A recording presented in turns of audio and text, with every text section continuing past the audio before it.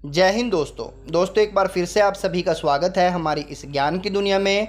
दोस्तों आज के हमारे इस वीडियो में हम आपको सुनाएंगे शिव महापुराण श्री रुद्र संहिता के तृतीय खंड के अध्याय 46वें की कथा, जिसमें शिव का परिछन व पार्वती का सुंदर रूप देख प्रसन्न होना बताया गया है। तो चलिए वीडियो को करते हैं शुरू।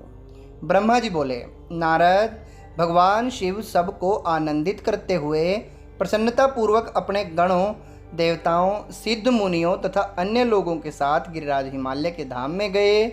हिमालय की पत्नी मैना भी अंदर से शिवजी की आरती उतारने के लिए सुंदर दीपकों से सजी हुई थाली लेकर बाहर आई। उस समय उनके साथ ऋषि पत्नियां तथा अन्य स्त्रियां भी मौजूद थीं। भगवान शिव का मनोहर रूप चारों ओर अपनी कांति बिखेर रहा था। उनकी शोभा करोड़ों कामदेवों के समान थी। उनके प्रसन्न मुखारविंद पर 3 नेत्र थे। अंग कांति चंपा के समान थी। शरीर पर सुंदर वस्त्र और आभूषण उनके व्यक्तित्व के 4 चांद लगा रहे थे। उनके मस्तक पर सुंदर चंद्र मुकुट लगा था। गले में हार तथा हाथों में कड़े तथा बाजूबंद उनकी शोभा बढ़ा रहे थे। चंदन, कस्तूरी, कुमकुम और अक्षत से उनका शरीर विभूषित था। उनका रूप दिव्य और अलौकिक था, जो अनायास ही सबको अपनी ओर आकर्षित कर रहा था। उनका मुख अनेकों चंद्रमाओं की चांदनी के समान उज्जवल और शीतल था। ऐसे परम सुंदर और मनोहर रूप वाले दामाद को पाकर हिमालय पत्नी मैना की सभी चिंताएं दूर हो गई। वे आनंद मग्न होकर अपने भाग्य की सराहना करने लगी। शिवजी को दामाद बनाकर स्वयं को कृतार्थ मानने लगी और अपनी पुत्री पार्वती, अपने पति हिमालय तथा अपने कुल को धन्य मानने लगी। उस समय प्रसन्नतापूर्वक वे शिवजी की आरती उतारने लगी। आरती उतारते हुए देवी मैना सोच रही थी कि जैसा पार्वती ने महादेव जी के बारे में बताया था, ये उससे भी अधिक सुंदर है। इनका रूप लावण्य तो चित्त को प्रसन्नता देने वाला तथा समस्त पापों और दुखों का नाश करने वाला है। विधि पूर्वक आरती पूरी करने के पश्चात मैना अंदर चली गई। उस समय उस विवाह में पधारे युवतियों ने वर के रूप में पधारे परमेश्वर शिव के सुंदर, कल्याणकारी और मनोहारी रूप की बहुत प्रसन्नता की। वे आपस में हंसी ठिठोली कर रही थी। साथ ही साथ अपनी सखी पार्वती के भाग्य की भी सराहना कर रही थी कि उसे शिवजी जैसे वर की प्राप्ति हुई। वे मैना से कहने लगी कि हमने तो इतना सुंदर वर किसी के विवाह में भी नहीं देखा। पार्वती धन्य है जो उसे ऐसा पति प्राप्त हो रहा है। भगवान शिव के सुंदर मनोहारी रूप के दर्शन करके सब देवताओं सहित ऋषि मुनि बहुत प्रसन्न हुए। गंधर्व भगवान शिव के यश का गान करने लगे तथा अप्सराएं प्रसन्न होकर नृत्य करने लगी। उस समय गिरिराज हिमालय के महल में आनंद ही आनंद था।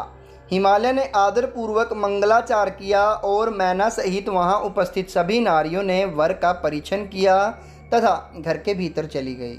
तत्पश्चात महादेव जी व उनके साथ बारात में पधारे हुए सभी महानुभाव जनवासे में गए। तत्पश्चात साक्षात दुर्गा का अवतार देवी पार्वती कुलदेवी की पूजा करने के लिए अपने कुल की स्त्रियों सहित अपने अंतःपुर से बाहर आई। वहाँ जिसकी दृष्टि भी पार्वती पर पड़ी, वह उन्हें देखता ही रह गया। पार्वती की अंग कांति नील अंजन के समान थी। उनके लंबे, घने और काले केश सुंदर चोटी में गुथे हुए थे। मस्तक पर कस्तूरी की वेदी के साथ सिंदूरी बिंदी उनके रूप लावण्य को बढ़ा रही थी।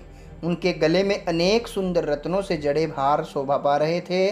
सुंदर रत्नों से बने केयूर, वल्य और कंगन उनकी भुजाओं को विभूषित कर रहे थे।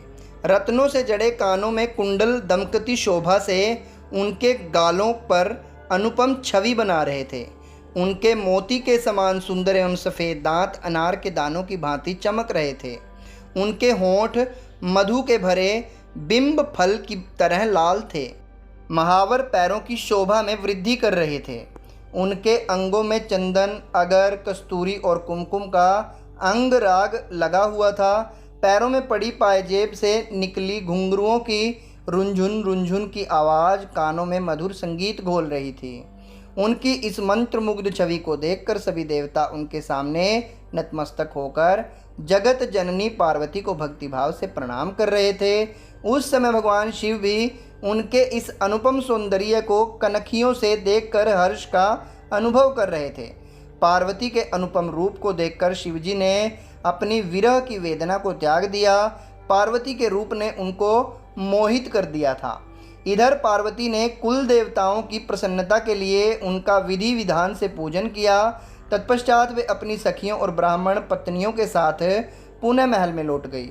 उधर मैं, विष्णु व भगवान शिव भी अपने अपने स्थान पर ठहर गए। तो दोस्तों यहाँ पर समाप्त होता है हमारा आज का अध्याय 46वां।